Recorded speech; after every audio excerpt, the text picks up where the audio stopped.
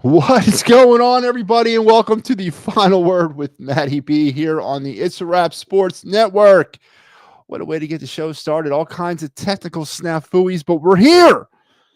And it's Monday. It's Victory Monday for all you Eagle fans out there who are reveling in the much hard-fought 27-13 victory over the Pittsburgh Steelers yesterday. And tonight we're going to talk about that game more. We're going to completely put the game to rest. It's the day after. We've had some time to dissect some plays. We're going to get into some of the overreactions that I've heard about this football team over the past 24 hours, and we're going to explain to you why I still do not believe that this is a Super Bowl contending team. Or I should say, let's kind of rephrase my words, because there is some sort of apologies or admittance that I have to make tonight. I was not necessarily correct in my assessment of the Philadelphia Eagles as the season has gone through, and I will admit to that right here. But I remain steadfast in my belief that this is not a Super Bowl winning team, and I don't think they will win the Super Bowl, as we are at the precipice right now of the NFC East title. We are the precipice of a potential number one overall seed in the NFC playoffs, but we are also in the precipice with a showdown with at least two of the three elite teams that are in the NFL. Two of the three, which I think is a fair estimate, is with two of them being in the AFC and one being in the NFC. We're probably the road to the Super Bowl, road to Super Bowl glory is blocked by at least two of those three. And I'm going to get into why I think that final hurdle, the big one, the big step, is not going to happen for the Eagles, because I just don't think they're that good of a team. I will attempt to put into perspective why I believe that tonight. But as I said, I admit that I was wrong. I was 8-9 with this team going into the season. I had absolutely no belief in it. They are 12-2, and they're playing really good football. But are they playing good football against the NFL's best? Have they been playing good football against the NFL's best all season long? And the answer to that question is no. They've had a very weak schedule. And yeah, they can only play who they're in front of. But you know what? It's almost like the NFL has set the Eagle fan base up for a very big fall here in the next month. And I'll get into that tonight. As well as it's the of the night segment. Good God. We'll do that. Our card review. And we're up to number 6 on the top 10. Is it 6? We're up to 7. 7. No, we're up to 6. Number 6 on the top 10 Christmas MattyB list tonight, as we're getting closer and closer to that magical day, Christmas Day. All that, and of course, your day of Philadelphia sports history. Of course, here on the It's a Wrap Sports Network, we need your help. We need your support. We need that like. We need that share. We need that subscribe. It'll only take a second. It won't cost you anything, but it definitely will be helping out this network and what we're trying to do in the future as we move into 2025 and beyond. And it all starts here tonight, and it all starts with you, because please, we need your assistance.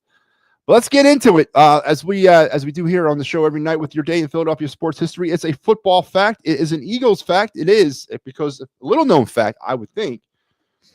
After back in 1979 on this day, after compiling a 60-yard rushing and a 26-20 defeat of the Houston Oilers in the final game of the 79 regular season, Wilbert Montgomery established the single-season team record of 1,512 yards. It would stand for 34 years. So on this day in 1979, Wilbert Montgomery set the single-season Eagles rushing record. Now, of course, that record was defeated by LaShawn McCoy in 2013, and that record fell this year to Saquon Barkley. Now, Montgomery is kind of lost in the lineage of Eagle running backs, and we've had some good ones over the years. We had Wilbert, we've had Ricky Waters, Deuce Staley, Brian Westbrook, LaShawn McCoy, Saquon Barkley. Philadelphia has definitely had its share of bell cow running backs, but it all kind of started with LaShawn McCoy, or not LaShawn McCoy, Wilbert Montgomery. It all kind of started with him, and he gets lost. He was the first running back, or he was the running back of the first dominant Super Bowl era Philadelphia Eagle football team. And he was definitely part of what cemented the Eagles of the late 70s and early 80s as a quality Super Bowl contending team. My crowning moment of Eagle fandom came watching Wilbert Montgomery run down the seam at Veterans Stadium against the Dallas Cowboys in the championship game in 1980 against the Cowboys. That was when I became an Eagle fan. So Wilbert Montgomery has a warm spot in my heart. And on this day back in 1979, he set then the single season rushing record for the Philadelphia Eagles, only to be toppled by LaShawn McCoy, to only be toppled by Saquon Barkley. And there you have it. Your day in Philadelphia sports history. On this day in 1979, Wilbert Montgomery becomes the all-time Eagles rushing record, single season rushing leader. And that factoid was brought to you by the good folks here at the It's a Wrap Sports Network, because we can't do any of this without you. Please like and subscribe on all of our social media platforms, the YouTube, the Twitter, and the Facebook, because we need your help desperately. I need your help desperately. I need a lot of help from a lot of different things. But here we go. Let's get into this. So the main topic of the night, of course, is the Philadelphia Eagles. And after 24 hours or so of listening to the after effect of this game, I have had to get dental work. I've had to get a lobotomy done, because I am hearing things of such blown out proportions, such fantastic, I don't know. I don't even know what I'm looking at. Yesterday's win against the Pittsburgh Steelers emphasized and put on the spotlight some of the Eagles' greatest character traits of 2024. Absolutely. I'm not going to sit here and tell you that what they did yesterday was nothing short of what they've been doing all season. And you don't go 12-2 without, by just falling off a boat. I'm not going to sit here and tell you that you don't. But I do want to lend some perspective on what the heck has been going on in terms of the opponents. I don't watch a lot of Pittsburgh Steelers football. And I would say that the majority of the Eagle fans out there don't do it either, to include the so-called media experts that follow this team or, report on this team. And 10-3 was what preceded the Pittsburgh Steelers into Philadelphia. A 10-3 record, first place in the AFC North. So on the outset, it looked like a tough opponent. But of course, last year, the Eagles at 10-1 were considered a tough opponent. And we all saw how that season worked out. What I saw yesterday was an offense in Pittsburgh that is completely relying upon one player. And I'm going to say that because that player didn't play. And the offense of the Pittsburgh Steelers was terrible. Terrible. Russell Wilson, in that resurgence or, renaissance, whatever you want to call his 2024, looked like every bit of the Russell Wilson of what? He's been in the league now, 14 years? He looked every bit of that type of quarterback. He made throws at times. He was pressured at times. I don't think the Eagles did anything over the top against him. He didn't have much to throw to. He didn't have many weapons to go after. And when he did get something finally rolling offensively for the Steelers, they would commit these stupid penalties or the travesty of the Najee Harris fumble. That was not forced by an Eagle player. The Najee Harris fumble came from nothing to do with what the Eagles did. It had everything to do with the Pittsburgh Steelers. Whether Russell kind of audible at the line at the last second might have confused Najee Harris a little bit when the pitch came back. Maybe he wasn't expecting that pitch, but that had nothing to do with what the Philadelphia Eagles were doing. The penalties and the bland offensive attack that still kind of moved the football. But I knew in the first half of that game, I knew after 2 turnovers that the Eagles were surrendered and that the Steelers, all they could do and get out of that was 3 points. I knew it was not going to be a day that the Steelers were going to be putting up 40 points. Absolutely not. I knew it. And I think everybody out there knew it too. And as I said last night on my show, that I believe the game ended on those 2 turnovers in the first quarter, that the Steelers could not convert into anything but 3 points. But again, do I give the Eagles defense credit there? Somewhat, yes. But I also give the Pittsburgh Steelers offense credit too. They're terrible. Absolutely terrible. On the defensive side, I've never seen a team that can't tackle like the Pittsburgh Steelers. They're terrible tacklers. They were their defensive game plan was all wrong. The Eagles moved the football, but they did not blow the doors off of anybody. 27 points against the Pittsburgh Steelers. Jalen Hurts had a game where he came out smoking and cooking and throwing hot routes, throwing hot reads, getting the ball out fast, doing all those things that you wanted to see from him. But guess what? There was a large gap in the game where he reverted back to the old Jalen Hurts. We're not talking about any of that. We're not talking about the gap in the game where Jalen Hurts started holding on to the football again and was doing all those old things. Against a team, against an offensive attack on the other side of the field that can move the football and put points on the board, Jalen Hurts' doldrums are still going to cost this team. So the test the Pittsburgh Steelers presented going into this game, the test that allegedly the Steelers, a Super Bowl contending team, was a fugazi. It wasn't real. They're not a Super Bowl contending team. They're terrible. They were a paper 10-3, just like the Eagles were a paper 10-1 last year. So I went back and I said, you know what? It can't be. I can't be completely off the reservation with this. It's got to be my narrative, right? It's got to be my hateful narrative towards the Philadelphia Eagles, to Howie Roseman, to Nick Sirianni, to Jalen Hurts. It's got to be all that, right? The Eagles at 12-2 have to be a good football team. There's just no way they can't be. So I looked at the schedule, and I went back over some of the numbers, and I took the combined records of all the Eagle opponents they've played up to this point, which honestly is everybody, because all they have games left with now are teams they've already played against. And this is what I found out. Entering into at the end of play yesterday, last night, the combined record of the Eagles' schedule so far in 2024 is 88-107. That's right. About 20 games under 500 combined is the record of the opponents that the Eagles have faced in 2024. 88-107 for about a 45% winning percentage. And they've handled their business. And out of the teams that they played, currently there's 6 teams that are in the playoff chase. And the Eagles are 5-1 against those 6 teams. I mean, there's something there. I'll give you that. Now, I looked at the other 3 teams, the 3 teams that I spoke about earlier in this show, the 3 teams that stand in the way of the Eagles winning a Super Bowl this year, the truly only elite teams in the NFL, Detroit, Buffalo, and KC. Combined, their record is 36-6 with over an 87% winning percentage. So the Eagles have been beating up on teams with a combined winning percentage of 45%. And now they're going to have to go up against potentially 2 out of those 3 teams who have a winning percentage up close to 90%. I'm not saying that they can't hang. All right. I'm not saying that. But all this talk of Super Bowl glory, of all this talk of, well, Detroit's, losing guys left and right out of the gate every day. They're going down injury after injury. That they're done. The Detroit move over. That's a sham too. Because another stat that boggled my mind. Over the last 2 games, Detroit has scored 82 points total. 82 points in the last 2 games. Over the last 3 games, the Eagles have scored 73. So offensively, Detroit doesn't seem to be missing a beat. Can the Eagles stop the Detroit Lions on offense? That's a question that we're going to have to wait and see. I'm not necessarily putting it right on. I'm not taking the Super Bowl trophy and saying, you know what, it's yours. Detroit Lions have scored 83 points over the last 2 games. 82 points over the last 2 games.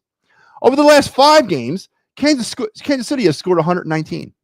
Over the last 3 games, Buffalo has scored 127 points to the Eagles' 73.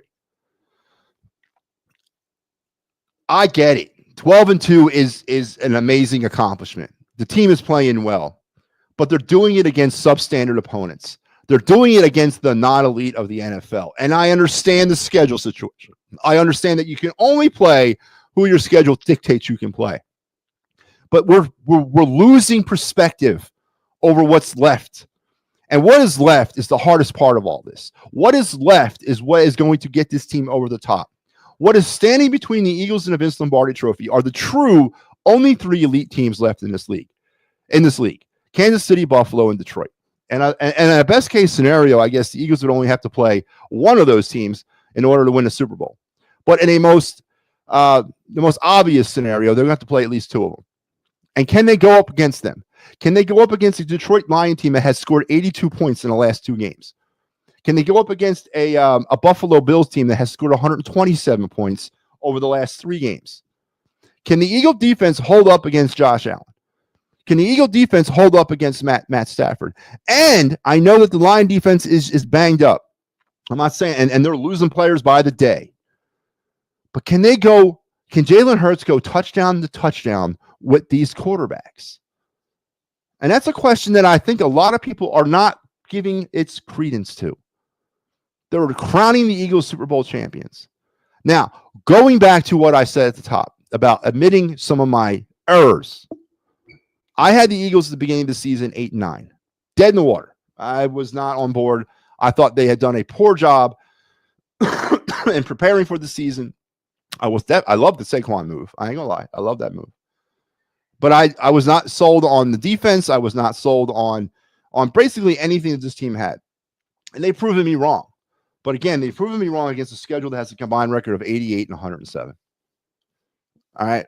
They are a great team against some really unquality opponents. So be excited all you want, but don't lose sight of the fact that right now the Eagles that have been running roughshod over some really bad competition.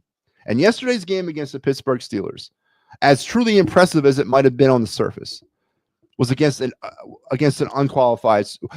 non-Super Bowl contending team. And that's just reality. All right. There's no way the Pittsburgh Steelers are going to find their way out of the AFC standing in the Super Bowl. There's just no way.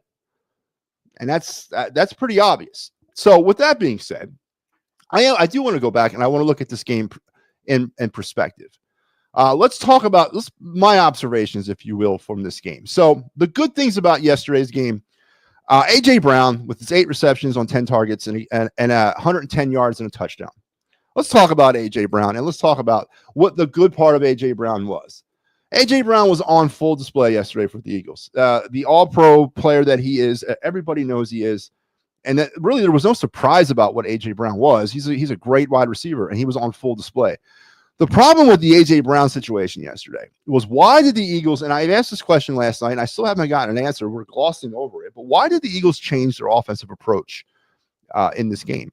Why did the Eagles go from a run-heavy team over the last 9 weeks to a pass-heavy team after a week full of drama involving the wide receiver and the quarterback? And I would like to know, and I understand if there was a in-game or if there was a concerted effort against a team that had a stout rushing defense, as the Steelers did going into the game, which I don't know where they found that out. Because what I saw on the field yesterday was a team that couldn't tackle in the Pittsburgh Steelers. They couldn't tackle worth a damn. But they totally switched their offensive approach and went pass heavy right off the jump. Jalen Hurts' first 3 plays from scrimmage were passes. And then all 3 of them were somewhat timing routes. And all 3 of them demonstrated Jalen Hurts' ability to get the ball out fast. Unfortunately, Jalen Hurts couldn't keep that pace up throughout the game. But why? Why did the Eagles switch their offensive approach? And if it was to showcase Jalen Hurts, if it was to showcase A.J. Brown, if it was a message to the rest of the world and to the Eagle fan base that they can do it, that's a problem. Because if the team can be easily, if that's how easy it is to get the team to kind of change itself by the pressure of the fan base, who's running the show over there? And we're going to get to Nick Sirianni in a minute. But who's running the show if the Eagles change their offensive approach to placate to their fan base? That's terrible. That is absolutely terrible. And what did Jalen say at the press conference?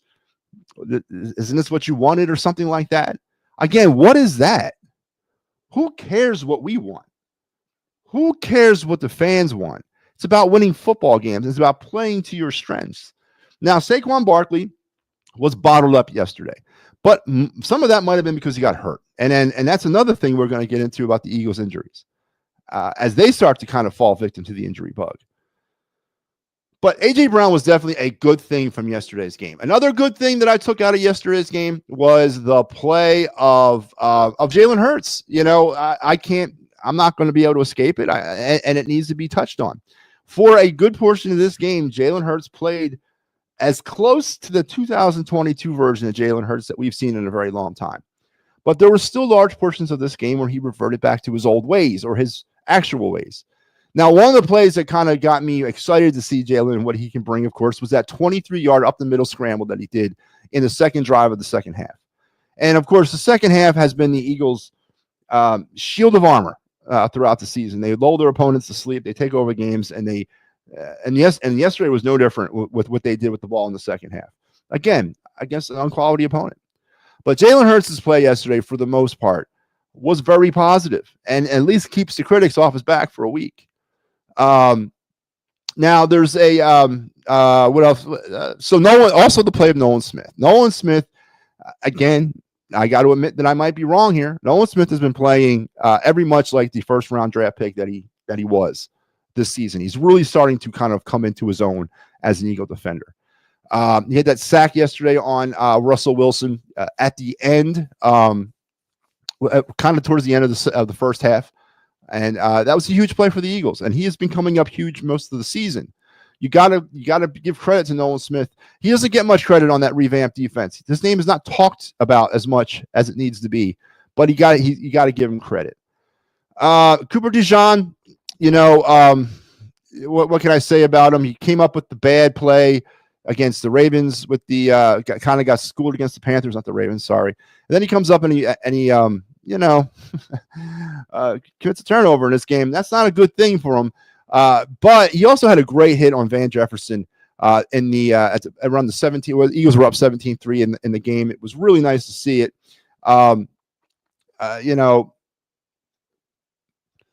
That was a nice play. And again, I think this guy is the real deal. And the last good thing I want to talk about is the first quarter. I've obviously not have, it's well documented the team struggle in the first quarter. They didn't score any touchdowns, or they didn't score on their opening drive, which still remains a unicorn for them. But they did score at the end of the quarter. They did put a touchdown, their third one of the season in the first quarter on the books. And their first quarter offense was alive.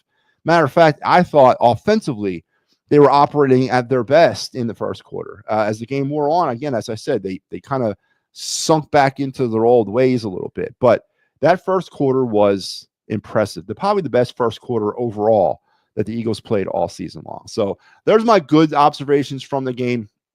My bad observations from the game, there's, you can talk about Saquon Barkley as a bad thing from yesterday, and it was a bad thing when he went down and missed a good chunk of the time. Most of the second quarter he was missing for. That's not good. It's bad when you don't have him in the game. The punt from Braden Mann, that 29-yarder late in the first half, that was not good. And then Lane Johnson getting called for the offsides on that 3rd and 7 play with about 2 minutes left to go in the half. That wasn't very Lane Johnson like. Lane had his hands full yesterday with TJ Watt, and rightfully so.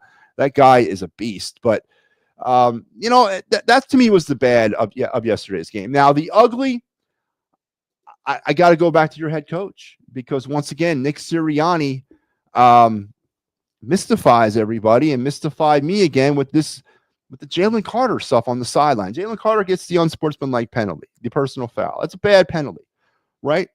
But then this is what happens right after that. Over on the sidelines, this is what happens, and this is what I don't understand. I don't get what he's doing here.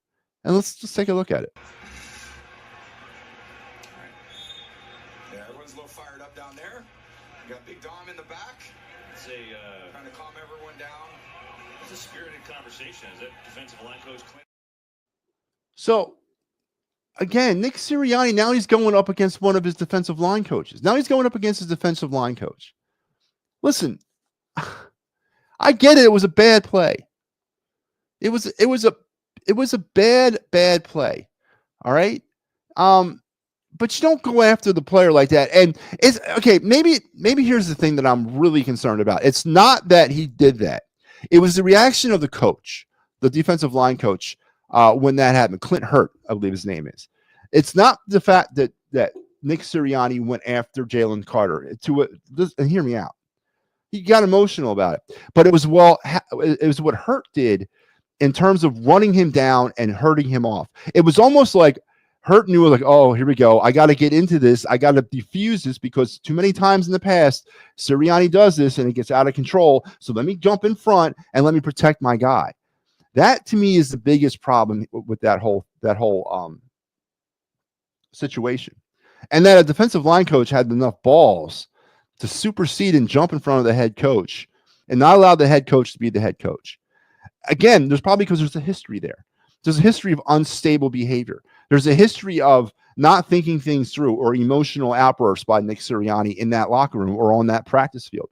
And that's why I believe that Hurt felt that he needed to get in there in the middle of it to diffuse it, because Nick Sirianni can't be trusted. Nick Sirianni is a loose cannon.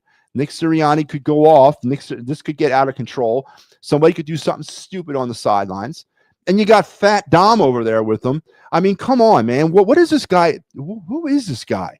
Why does Nick Sirianni need his own personal bodyguard on the sidelines of his own team? There's a problem with this football team, and the problem really kind of starts with the GM and the head coach. Your head coach is a buffoon. He's a clown. He's a clown show, and he's a disgrace to this city. All right? And what he's doing with this team, and the fact that his own coaches don't trust him enough to engage with the players. If I'm the head coach of that football team, I'm talking to whomever I want to talk to, whenever I want to talk to them.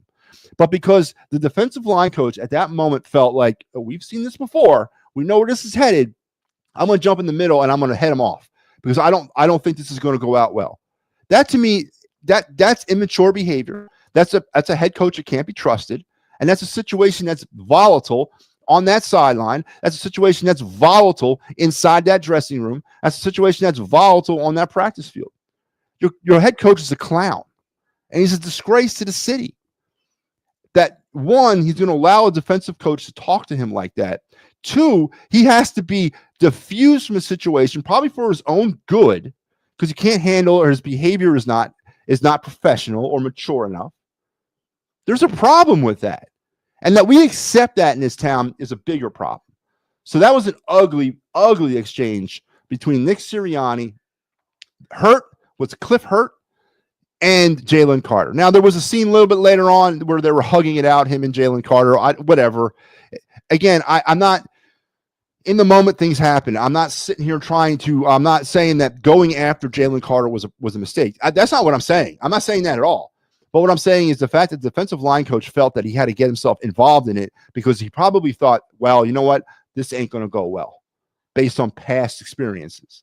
That's the biggest problem for me right now. So there's my ugly of yesterday's game. And we can also talk about with Cooper DeJean's fumble. We can also talk about Jalen Hurts' fumble, because in games against the Kansas City Chiefs, the Buffalo Bills, and the Detroit Lions, you're not going to survive 2 turnovers with 3 points. You're just not with an offense that can score like they can. So coming out of this game at 12-2, be happy, be excited about the Philadelphia Eagles. They are on full speed to the NFC playoffs, right? There's nothing stopping them now. On Sunday, they'll play the Washington Redskins for an opportunity to win the division. And then from there, it's full speed ahead to the playoffs. With Detroit's loss last night to Buffalo, they have an opportunity for that number 1 overall seed, which should be something they're playing for. I thought long and hard about that. The team is clipped up a little bit. If they go out and beat Washington on Sunday, they got to put the foot down on the gas. They can't take their foot off the gas.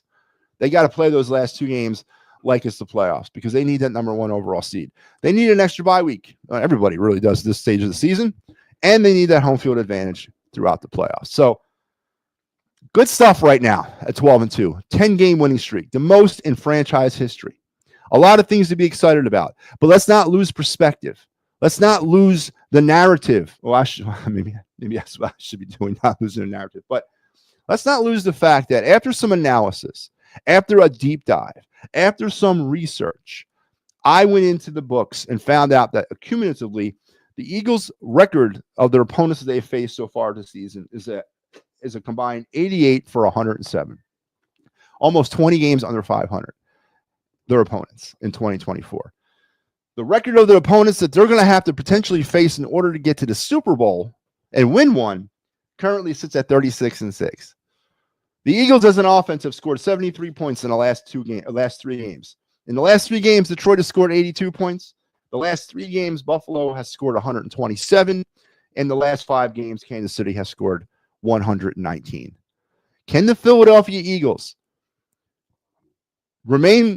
keep the perspective in their heads level and understand that, yes, 12-2 is great. Yes, it has gotten them the NFC East. It has gotten them a potential number 1 overall seed in the NFC playoffs, but it has not gotten them anything yet. And that the only 3 teams that I fear that are elite in the National Football League, the only 3 teams currently in this NFL right now that are worth a damn, still await the Eagles. Still await them. And are the Eagles good enough to go up against those 3 teams? Because that's what it means to me right now. It's no more about how they're going to face against Washington or how they're going to go up against Pittsburgh or what can they do against Baltimore. It's against the 3 teams that truly are the elite teams in this league. Are the Eagles good enough to beat them?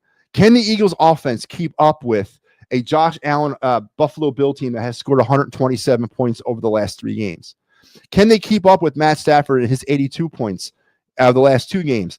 And can they keep up with a clipped up Pat Mahomes and the Kansas City 2-time Super Bowl champion, 2-time defending Super Bowl champion, Kansas City Chiefs, who have scored 119 points over the last 5 games? That's right now what it matters and what it means to me. And I tell you right now, I don't think they can. Because as optimistic it was to see Jalen Hurts slinging the rock at the beginning of the game, they threw the ball 5 times officially to the middle of the field yesterday. 5 times, a season high for the Eagles. Jalen Hurts attempted, 32 passes yesterday? What was it, 32, right? 32 passes and 5 times to the middle of the field. For the season, the Eagles have now attempted 358 passes and only 47 to the middle of the field. They're only going to the middle of the field 7% of the time. They're still only doing that. Can they do that can they go touchdown to touchdown with Detroit, Buffalo, and Kansas City? That's the story that remains to be told. And right now, I don't think they can. Call me foolish. Pat, how you doing, man? How you doing? Jalen Hurts looked good, but there were large swaths of this game where he didn't. There was large parts of this game where he reverted back to his old ways. There was large parts of this game where he still struggled to get the ball out in time. And the Eagles only put 27 points up on the Steelers, a terrible tackling football team, devoid of any offensive weapons. Is that something to really get excited about? Pittsburgh Steelers coming into this game, I'm going to be the first one to admit I didn't watch much Steeler football. All I saw was 10-3. Boy, they are not a 10-3 football team. They are not a good team. And the Eagles beat up on them, deservedly so. The Eagles are a good team. I'll sit here and tell you right now, they're a good team, 12-2. Damn right they're good. But they are not a Super Bowl contending team. Look at the numbers. See how this Eagle offense stacks up against the other 3 defenses of the 3 teams that I've already mentioned here tonight. It matches up pretty well. But can they go touchdown for touchdown against Matt Stafford, Josh Allen, and Pat Mahomes? I say they can't. And I think that's what it's going to come down to. It's going to come down to that. And I hope and I pray for all the homers out there, all the slobbering homers, actually, the ones who really are terribly stuck behind the green sunglasses. I pray to God that the winning streak does not end at the Super Bowl. I pray to God that they don't get their 3rd loss of the season in mid-February. I really do, because that would be a kick to the nads more than anything else in this life. I really believe that. And I would really feel bad if that's what happened. I truly would feel bad about that. So we'll wait and see, man. Is Jalen Hurts to you, I guess to me, he's talking to me, a top 3 quarterback after yesterday's performance? 100% unequivocally no. Come on, Pat. What are you talking about, man? What are you talking about? Top 3 NFL quarterback. I just talked about the top 3 NFL teams. I didn't mention the Eagles as one of those top 3. I would take Matt Stafford. I would take Jared Goff. I would take Josh Allen, and I take Pat Mahomes over Jalen Hurts any day of the week. Come on, man. Come on, Pat. What are you talking about? Jalen Hurts doesn't throw to the middle of the field. Jalen Hurts is 93% of his offensive game is out there on the sidelines. Pray to God that A.J. Brown can make a play. Come on, man. Top 3. You're crazy, man. What are you smoking over there, Pat? What are they feeding you over at the, what is it called? The steampunk? Who are you working for these days? What the hell's going on over there, man? Are you breathing in steam? What's going on? What's in the steam you're breathing in, Pat? Top 3 quarterback, my ass. Man, now for a guy who's making $1.6 million a game, you would hopefully that would be the question, but he is not a top 3 quarterback in this league. He's not even top 10. Not even top 10. Maybe 10. I'll give him 10. He's a good quarterback. He's a good to above average quarterback. I'll give you that. Elite? Nah. Come on, man. Watch way too much football to believe that. Watch way too much Jalen Hurts football to believe that. Yesterday, there was still a good part of that game where he fell back into his old ways. Huge part of that game where he fell back in his old ways. The Eagles lost. The Eagles won that game yesterday because Russell Wilson is a over-the-hill old quarterback who has no weapons to throw to, and the defense of the Pittsburgh Steelers couldn't tackle me coming out of the backfield. That's why they won that game. The Eagles did not do anything over the top yesterday. They didn't. The game was still in question going into halftime. The game really was still hanging out there heading into the half, and really, those 2 turnovers early in the first half or earlier in the first quarter, that's where the game was won. You know, do you honestly think Buffalo, Detroit, or friggin' KC comes out of there with 3 points in that situation on those turnovers? You know they're not. You know they're coming all out of there with at least 10. That game was won there. And then the Najee Harris fumble. Come on. That had nothing to do with the Eagle defense yesterday. That had everything to do with Najee Harris. Eagles didn't commit that turnover. They didn't force that turnover. Those 2 moments of the game tilted it completely to the Eagles' favor. Now, the 10-minute and 20-second or 10-minute, 30-second masterclass on killing the clock, be damned. Again, the Steelers defense couldn't friggin' tackle me coming out of the backfield. And I got to give credit there. That was amazing to watch. I love that. But numbers don't support me on that. Pat, this season, the Eagles' combined record of all their opponents is 88-107. 88-107. Their opponents are almost 20 games under 500. All right. The combined record of Detroit, Kansas City, and Denver is 36-6. Not Denver. Detroit, Kansas City, and Buffalo is 36-6. Eagles have scored 73 points in the last 3 games. Detroit scored 82 in the last 3 games. Kansas City has scored 119 over the last 5, and Buffalo has put up 127 over the last 3. You think Jalen Hurts can go touchdown to touchdown with that? Nah, come on, man. Crazy. Crazy, man. Crazy. But there you have it. Eagles 27-13 winners over the Pittsburgh Steelers, 12-2, and now they will await the Washington Commanders with the possibility of clinching the NFC least. And the clown show will roll on. And I invite any homer out there to come on here and debate me. I invite even the more staunchest homers, even the so brainwashed homer, as I call them, the slobbering homers, that come on here and tell me otherwise that this football team is a Super Bowl contending team. Tell me exactly why you think they are a Super Bowl. I don't want to use the word contending, because they are a Super Bowl contending team. Based on the performance of the rest of the NFC, they are a Super Bowl contending team. But I want to hear why they're a Super Bowl champion, why they're a Super Bowl championship worthy team. Any homer, come on here and try to convince me. And I welcome you. I welcome you, one and all. It's an open invitation for any of you to come on here and talk to me about that. But anyway, let's transition. Let's go to a more pleasant topic now. Let's talk let's go to our of the night segment, and we're gonna talk some Flyers prospects.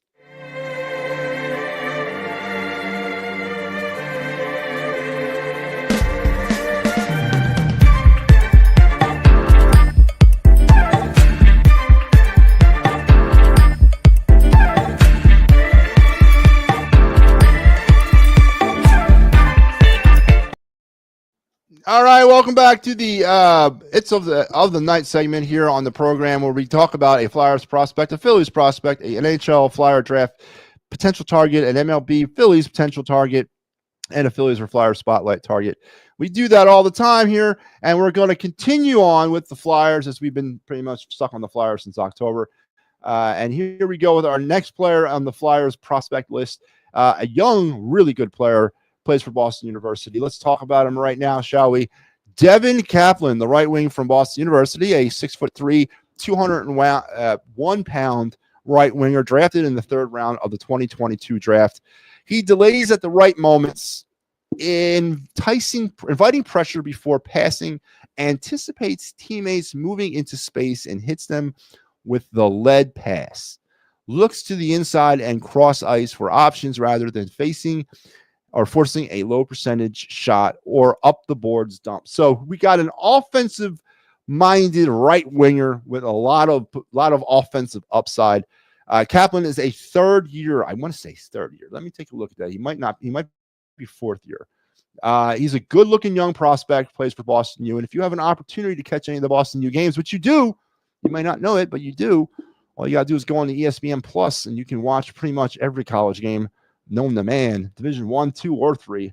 Same thing with baseball when it comes around. They show it all. But let's take a look at Devin Kaplan's numbers. I want to say he is a third-year. He's a fourth-year guy. Let's take a look at it here. Where is it? So annoying.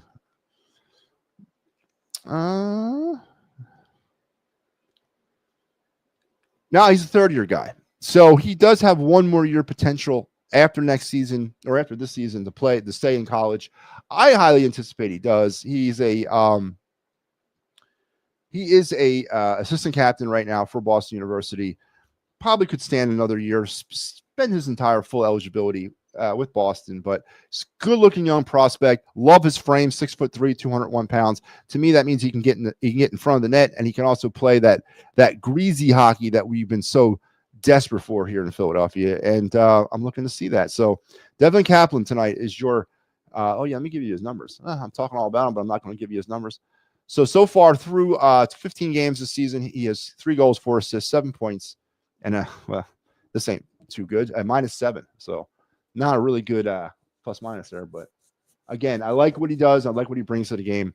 I think he's going to be something special for the Flyers in a few years. He's a few years away, but he's definitely part of that young group of offensive players at the Flyers. That next generation, actually, the Devin Kaplans, the Denver Berkeys, the Oliver Bonks, Hunter McDonald's, the Carter Sotherins, the Noah Powells, the Jet Lachenkos. These are the kids that are actually going to take this team to the next level. You do know that, right? The players right now are kind of placeholders in all this, but it's these kids, the kids that have not even gotten here yet, or that are going to be the players that are going to potentially take this team to a Stanley Cup. And that's kind of how this is all setting up. So Devin Kaplan is your prospect of the night, of the night segment here on the It's a Wrap Sports Network. And again, it's brought to you by the good folks that make things happen over here at the It's a Wrap Sports. And if I didn't tell you this at the beginning of the show, which I don't think I did, let me remind everybody at home, 59 days until pitchers and catchers report to spring training in Clearwater. And the Phillies have still yet to do anything significant other than the Jordan Romano signing. So keep your eyes peeled. Maybe I've missed something, and maybe somebody else has seen something out there. But right now, all quiet still on the Eagle front as we get through.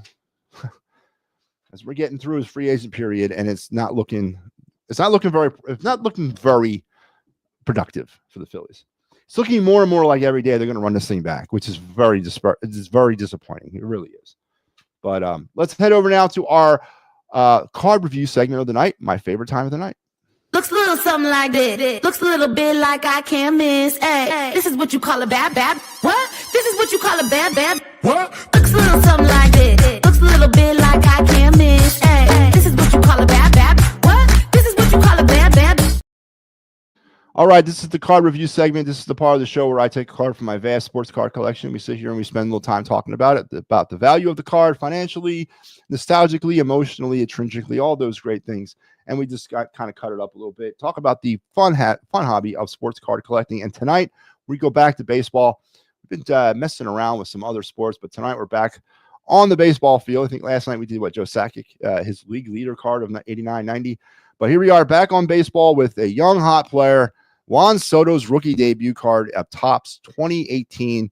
This was from the series. This is from the update series. So this is something new that baseball cards started doing probably, I don't know, 10 years ago, 15 years ago, was you have your initial run of cards that come out in spring, right? Because you have those cards. And then they issue out updated series or series 2 or prospect series or holiday series as the season rolls on. And this was the updated series of Topps in 2018. So I think this was like the third series of cards they released during that baseball season. This is Soto's rookie debut card. It is not classified as the rookie debut. This is his, from the updated series, this is his rookie card, but this is not what they look at officially as Juan Soto's rookie card. That card is from 2018 Topps Series 1, which I actually have 4 of those cards. So, but this is a hot-looking card. This is a base card. It comes in, of course, the refractors and the foils and the chromes, but this is a straight base card. Right now, currently, I've seen this card anywhere in this condition right now, anywhere between $35 and $150. As a PSA 10, this card is $150. Right now, I think I have close to a PSA, maybe a PSA 9. So I'm looking at about $100, between, I'd say, $60 to $100 card right now as a base card. Again, this is the no frills version of this card. It's not nothing sexy about it. But Juan Soto is, of course, one of those players. He fits in the Aaron Judge and the Shohei Ohtani and the Mike Trout, kind of Paul Skeens now. He's one of those players that if you have an opportunity to get a hold of his stuff, his rookie stuff especially, you need to, because it's going up in value every day, and especially after seasons like they have. And then, of course, the big contract that Soto signed and all that. He's a hot commodity in the sports card world. Anything Juan Soto, anything Aaron Judge, anything Paul Skeens right now are very hot commodities. So here you have his rookie debut card from the Topps 2018 Update Series. And here's the actual physical card right here. I say right now, I'm holding this about a 9.5. I'm not going to call it a 10. It's hard to call anything a perfect card a 10. But I'm going to say right now I have about a 9.5 in my hand. So I'm holding on to about a $100 card, I'd say. Yeah. Again, an auction system, I could get anywhere between, say, 40 and $100. And I'd be okay with that right now. For a base card, absolutely be okay with that. And there you go. That's the card of the night. Juan Soto's rookie debut card from the updated series, Topps 2018. And I love that segment, man. It's fun. So let's get to our final segment. The show's just kind of blaring through tonight, man. You guys are on it tonight, man. Keep me on my toes. Let's get to our MattyB's all-time Christmas movie list. Number 6. We are up to number 6. Remind everybody where we are on the list. At 10, It's a Wonderful Life. At 9, any version of A Christmas Carol. At 8, the only Will Ferrell movie that I can tolerate, Elf. At 7, possibly the greatest Santa Claus origin story movie ever, The Santa Claus. And that leads us to my number 6 movie on MattyB's top 10 Christmas list, top 10 Christmas movie list of all time. And here you go. Here is number 6. I got into broadcasting because I like to give. Hey, that's my cab. Sometimes I found myself hurting from giving too much. Fire these people. But it's Christmas. Bah humbug. You are going to be visited by 3 ghosts. Expect the first one tomorrow at noon. God, tomorrow's bad for me, Lou. I'm the ghost.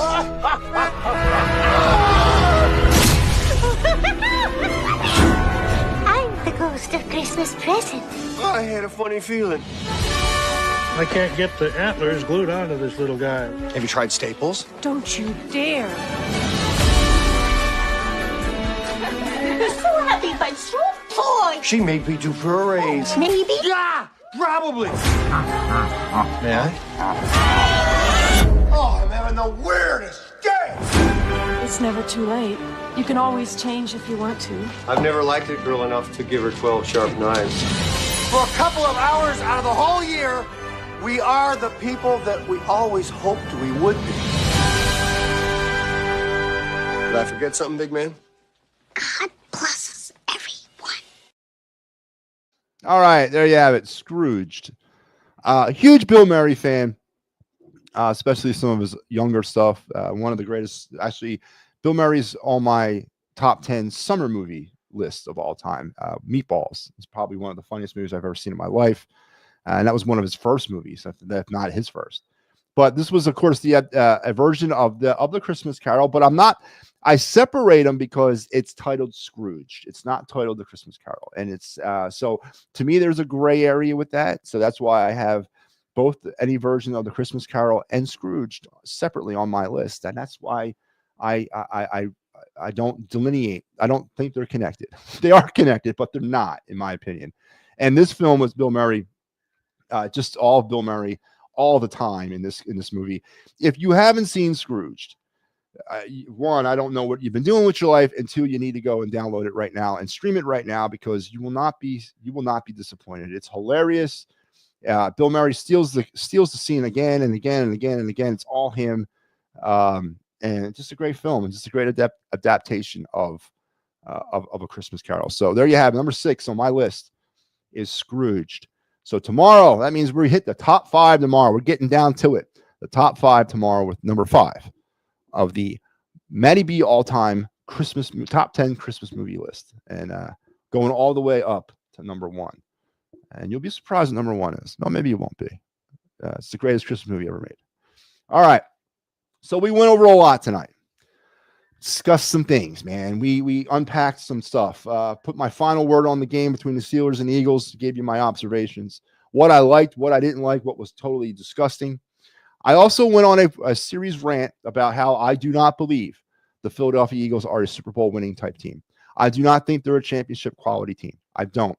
They're a championship contending team in the NFC because of how bad the NFC is. The Eagles currently have played a combined total. The combined record of all the Eagle opponents in 2024 at this particular moment in time is 88-107. The combined record of the 3 teams standing in the Eagles' way to winning a Super Bowl is 36-6. The offensive output of these 3 teams is incredible.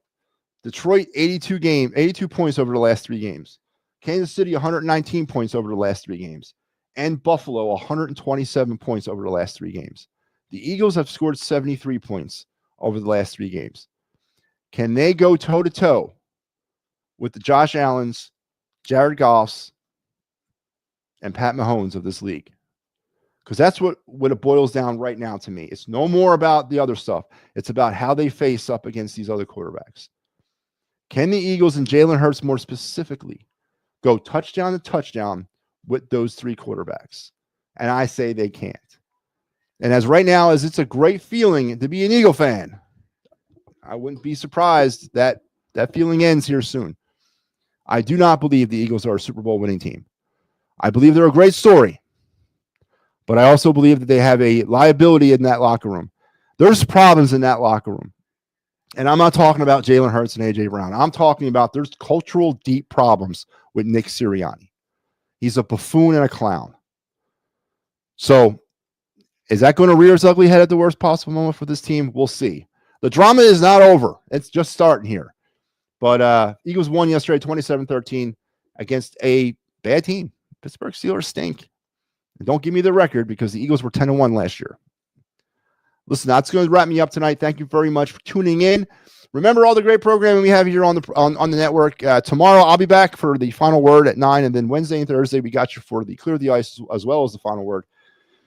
And then, of course, Thursday is the Birds Blast with Kyle Quinn, and then all the programming into the weekend as we get you ready for the Eagles Commanders on Sunday. Stay tuned to all the great things here on It's a Wrap Sports. I want to thank you. I want to wish you guys a great rest of your night and an even better tomorrow. Take care. I'll